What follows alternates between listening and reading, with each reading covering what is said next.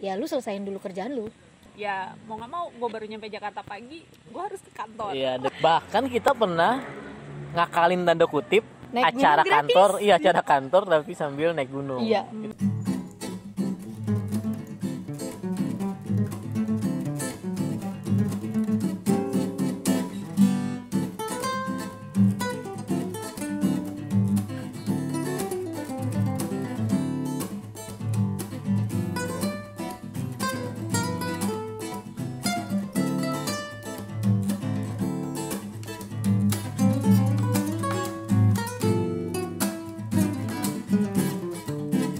Halo Soiblah, jumpa lagi di channel YouTube jalanlah.id.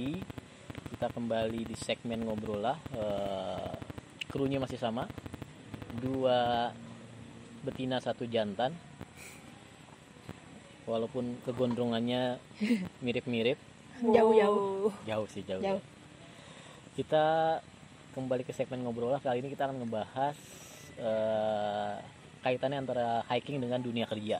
Jadi soal bagaimana trik meminta izin kantor supaya bisa hiking. Nah, kita akan share pengalaman kita yang semuanya sudah bekerja, kebetulan sudah bekerja. Walaupun Fedia sempat punya hobi nganggur, akhirnya hobi itu diakhiri. Ya. Salah, Karena ada hobi kebutuhan. gua yang Apa? baru Apa? interview. Interview. Oh iya. Terakhir interview di ruangan security stasiun.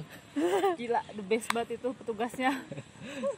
Jadi kita akan berbagi pengalaman cara Nggak tahu kita kan lu meminta ceritanya. izin ke kantor supaya bisa hiking gitu. Berarti kaitannya dengan cuti nih. Nah, di pengalaman kita masing-masing ada yang sudah mengalami beberapa jenis kantor yang berbeda. Nah, mungkin karakternya beda juga, strateginya juga mungkin beda gitu. Kita tag di sebuah kafe yang terpencil, ngumpet di daerah Jagakarsa, namanya Serendipity Cafe and Resto. Kafenya bagus. Kafenya bagus. Ada kolam renangnya. Lumayan. Ngulangin dong. Kolam renangnya tidak ada lele, Nggak ada. Nggak ada ikan koi juga. nggak ada ikan koi, Nggak dan ada. nggak bisa berenang juga sebenarnya. Bisa. Bisa Kalau tinggal mau. pakai bikini aja. Iya, gue pakai bikini ya. Iya, bagus. Jangan dibayangin ya Soiblah. Oh my god. Oke, kita mulai pembahasannya soal strategi atau trik meminta izin kantor supaya boleh hiking gitu. Jadi ini katanya sebenarnya cuti sih. Dengan asumsi nih ya, cuti kita cukup ya. Iya, Jangan Oh ya, cuti habis lu minta izin, atau ada yang pernah begitu? enggak. Cuti habis terus advance ngutang cuti gitu. Gue nggak pernah sih gitu. Gua nggak pernah. Itu terlalu nekat dan beresiko dipecat sih kalau gitu ya. Nanti mungkin strategi kita beda-beda nih karena kantor kita jenisnya beda. Ferdia itu di Konstruksi. perusahaan konstruksi, jadi urusannya sama beton membeton. Ica di LSM NGO. Udah enggak sekarang kan? Udah berubah jadi PT. Ya, LSM Asik. yang bertransformasi menjadi perusahaan, tapi nuansanya masih LSM. Nuansanya masih LSM. Masih LSM dari segi pakaian dan lain-lain masih Masih. nuansa LSM ya. Kalau gue di kantor hukum, jadi kalau dari segi formalitas mungkin gue sama Fedo yang agak formal ya. Ica agak lebih loose, informal gitu. Tapi apakah Ica lebih mudah? Lebih mudah nggak, Cak? Ternyata dia yang paling susah loh kalau dipikir-pikir. Iya. Iya. Kalau dipikir-pikir Karena dia faktor yang apa? paling susah. Karena kalau di kantor Ica kan orangnya masih dikit. Ah, Masih perusahaan kecil kan. Jadi orangnya masih dikit, palu segini gada. kecil ini. Enggak dong. Oh, enggak. Masih segini. Iya. Beda. Nah, jadi itu tuh satu orang nggak masuk, wah itu ngaruh banget. Tahuan ya. Satu orang nggak masuk nih langsung timpang. Bukan Iya. masalah ketahuan ya, tapi job desk itu langsung timpang gitu. Iya, job desk timpang terus kantornya langsung gema. Jangan dong. Karena orangnya dikit kan. Oh iya benar Langsung ya, gitu ya. Oh, iya. Gitu. Jadi job desk-nya tuh karena job desk-nya masih banyak, jadi kalau kehilangan satu orang itu lumayan berat. Jadi kalau dari Ica sendiri tipsnya adalah ya lu selesain dulu kerjaan lu. Lu kebut kalau lu bisa lu lu nggak boleh hiking dengan utang kerjaan gitu ya. Tapi sebenarnya nggak diharuskan, tapi itu karena gue mikirnya gue nggak mau ngerepotin temen-temen yang lain gitu. Jadi sebelum izin hiking tuh gue akan rela lembur sampai malam buat Tapi nyelesain kerjaan gue. tapi kan dia sering di jalan kerjain Iya. kerjaannya. Nah itu. Beberapa kali hiking dia suka bawa laptop ya. Boleh. Iya. Sumbing lu bawa laptop kalau nggak salah. Sering bawa laptop. Waktu itu ada Terus keperluan yang ngupload. Arjuno kan juga dia bawa. Ya. Yang nyari-nyari sinyal di kereta. Oh iya. Beberapa kali pernah gitu. Ya strategi itu sih karena itu dia karena orangnya masih sedikit. Tapi beda juga waktu yang pas Pabrik. pabrik ya. Oh. Waktu di pabrik tuh karena gue belum setahun, jadi kan belum dapat cuti. Emang sih di tahun itu gue nggak naik gunung, tapi gue jalan-jalan. Nah itu saking mumetnya gue rela unpaid. Oh, kalau di pabrik pilihannya unpaid ya? Unpaid leave. Jadi gue Ica cuti, tapi cutinya tuh nggak dibayar, jadi hitungannya potong gaji. Gaji lo berapa dibagi 25 kalau nggak salah hitungannya, jadi itulah potongan per hari. Jadi misalnya gajinya 2.500.000 dipotong 25, jadi kan gaji lo sehari tuh 100.000 kan. Jadi sehari lo nggak masuk, balik lagi ke perhitungan kantor masing-masing. ya balik lagi, ini misalnya doang gitu. Jadi sehari nggak masuk, gaji kita dipotong 100.000 gitu. Itu saking mumetnya waktu itu rela untuk unpaid buat jalan-jalan. Nah kalau yang media tercinta itu? Media yang tercinta karena karena waktu di media tercinta itu udah Kartap dan Karla, ya, karyawan tetap dan karyawan lama ya kan. Wah itu lebih fleksibel lagi dan orangnya banyak kan. Jadi kalau kayak Ica nggak masuk, masih bisa dihandle sama yang lain gitu, nggak terlalu hektik banget. Dan momen Ica start hiking justru di kantor itu ya? Iya benar. Pertama kali kenalan sama dunia hiking gitu. Iya betul. Nah kalau Ferdia gimana Fer? Dari lu nggak pernah LSM kan? Selalu perusahaan konstruksi kan? Gue pertama kali hiking waktu gue udah kerja. Itu baru umur 12 tahun ya. Baru masuk sekitar 6 bulan, otomatis gue nggak ada cuti kan. Cuman waktu itu beruntungnya adalah ketemu Sabtu Minggu dan hari kejepit. Nah cuman kan gue harus ada satu hari izin. Sementara jadi itu gue izin di hari Senin, hari Selasa libur, hari Rabu gue ada pelatihan. Dan bos gue ngizinin gue naik dengan catatan hari Rabu gue harus datang jam berapapun. Kejepitnya hari apa misalnya? Senin, waktu itu kebetulan Senin. Kalau hari Senin kejepit, nyebutnya jangan Senin. Kejepit. Bang, ya ampun bang. Asli jok lo. Ya elah, bapak banget. Bapak. Tapi kan nih, kalau sepengetahuan gue, lu selalu di perusahaan konstruksi dan selalu kontrak gak sih? Enggak, gue sempet tetap kontrak maksudnya? Gue sempet jadi karyawan tetap. Nggak usah, nah, itu perbedaannya ketika lu tetap sama kontrak, susahnya gimana? Ya itu pas gue kontrak kan baru 6 bulan itu. Nah itu kebetulan hari kejepit. Jadi dengan catatan ya itu. Hari apa hari kejepitnya? Udah amat. Ada long weekend. Nah ada long weekend. Nah ya udah. Di hari berikutnya gue harus masuk jam berapapun. Ya mau nggak mau gue baru nyampe Jakarta pagi, gue harus ke kantor. Iya dengan betis tebel ya, betis tegang. Sebenarnya lantai gue di lantai 3 dan nggak ada. Lo pernah kejadian gitu kan? Itu sering gue lakukan dulu. Di online? Iya. Oh di media ya? Di media sering banget. Jadi emang sengaja pulangnya itu dari bandara langsung kerja. Sering banget kayak gitu. Ibu di bandara kan, saya kereta mohon maaf. naik pesawat. Levelnya dong. Beda nah, itu kalau waktu lu kan UMR Jayapura kan? Gede dong. Jakarta kalah. Nah, terus emang iya? Enggak tahu deh, tahu gue sih gitu ya. Kalau pas udah Kartap dan Karla itu lebih enak lagi karena cuti gue itu diakumulasi. Oh gitu ya, enak banget cuti bukan main. Mau gue tuh cuti selama 3 tahun nih, gue awet-awetin dulu. Jadi gue kadang bisa merelakan ada misalkan gue jalan kemana, jalan-jalan jalan-jalan bukan naik ya, bukan hiking gitu. Entah itu gue wisata atau apa, atau emang gue nggak masuk, gue rela gaji gue dipotong tapi cuti gue utuh. Oh bisa gitu, kalau Ica gaji dipotong, cuti tetap dipotong? Enggak dapet cuti kan waktu itu belum setahun. Jadi dapet cuti kalau udah setahun. Ya itu makanya kan Kartap dan Karla kekuatan itu. Oh iya. Gue bisa kayak gitu sampai bos gue bilang, kamu yakin nggak sayang gaji kamu dipotong? Saya lebih sayang cuti saya yang dipotong. Karena gue bisa ngambil cuti itu benar-benar 1 minggu. Harus lu jawabnya, saya lebih sayang bos. Langsung FPV. Soundtrack FPV gitu, lagu-lagu Baginda gitu, cuti langsung 1 minggu atau 4 hari. Tapi lu bisa seminggu gitu? Bisa, gue 7 hari. Rinjani itu gue 7 hari. Karena ada long weekend apa emang full? 7 hari plus long weekend jadinya 2 minggu gue. Plus long weekend Sabtu Minggu gue cuti jadi 2 minggu. Tapi hitungan cuti gue kepotong 7 hari.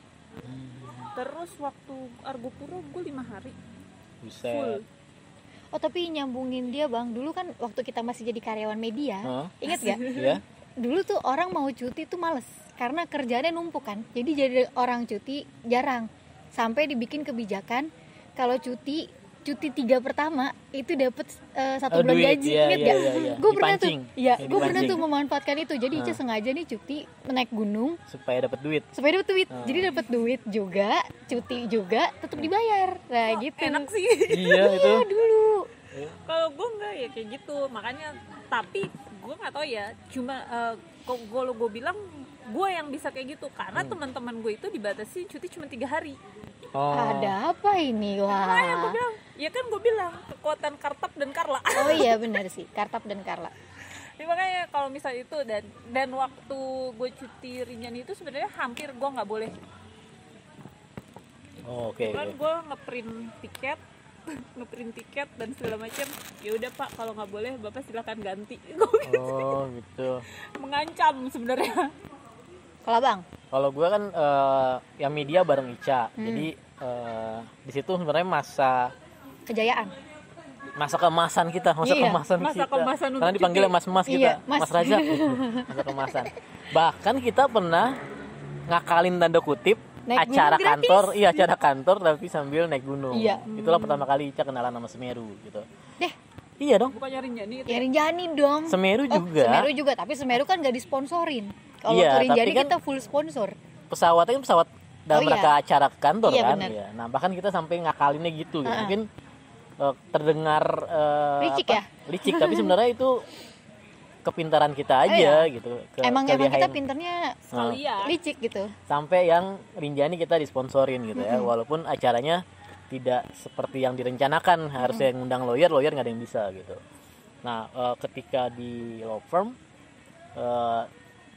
nggak terlalu susah juga sih, cuma memang nggak sebebas merpati nggak sebebas di kantor media gitu.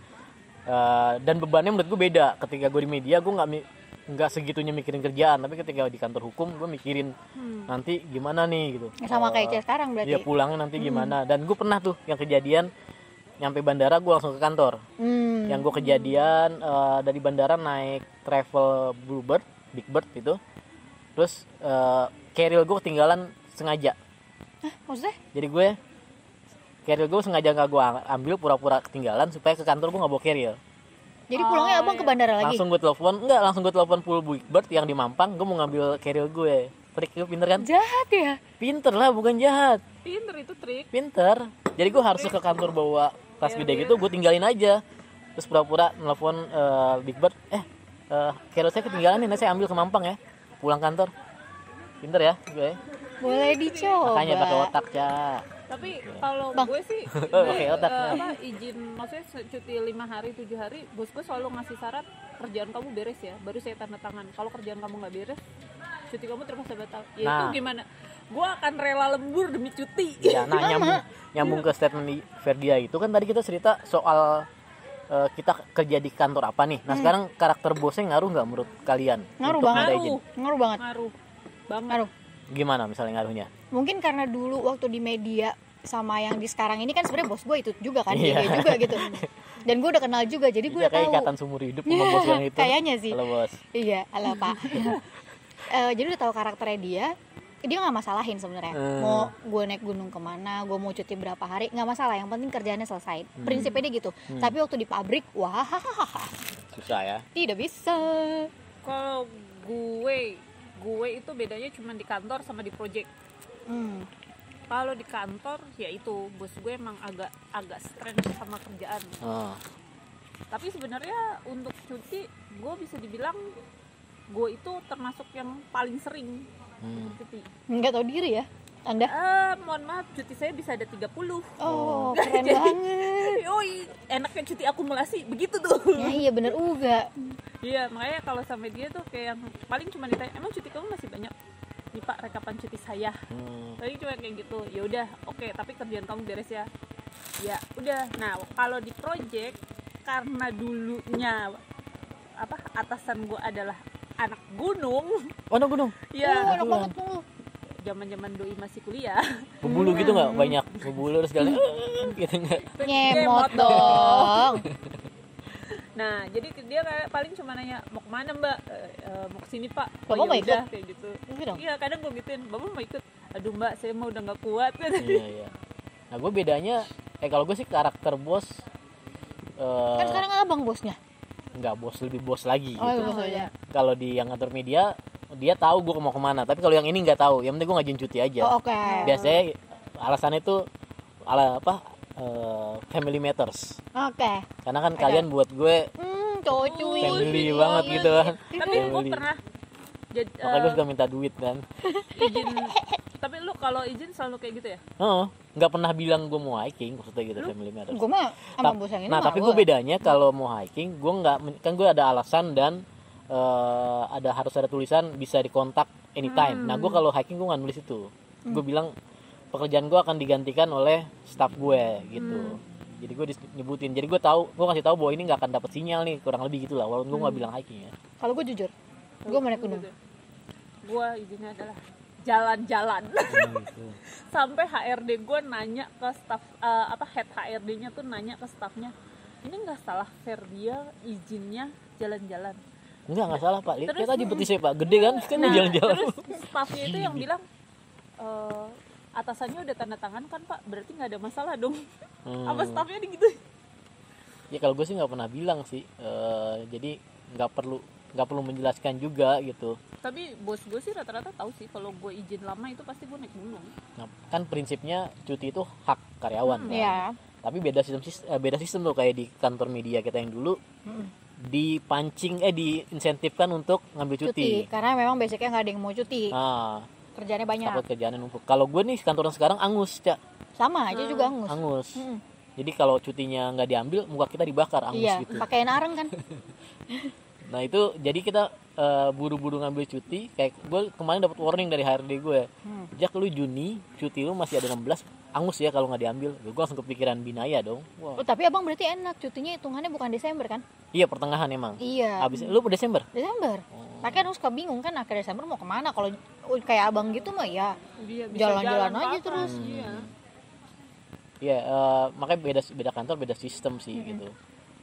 Nah sekarang terakhir masing-masing ngasih tips deh gimana strategi cuti biar dibolehin. Bukan, minta izin ke kantor. Lu duluan. Ya kalau gue sih biasanya beresin kerjaan gue ya.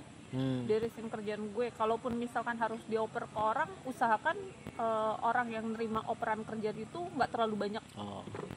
Kalau lu sebelum berangkat udah beres, lu berantakin dulu nggak? Nanti lu beresin lagi. Ya enggak dong. Tapi gue keseringan. Meja kali ya. Keseringan kalau gue cuti pasti kerjaan gue udah beres.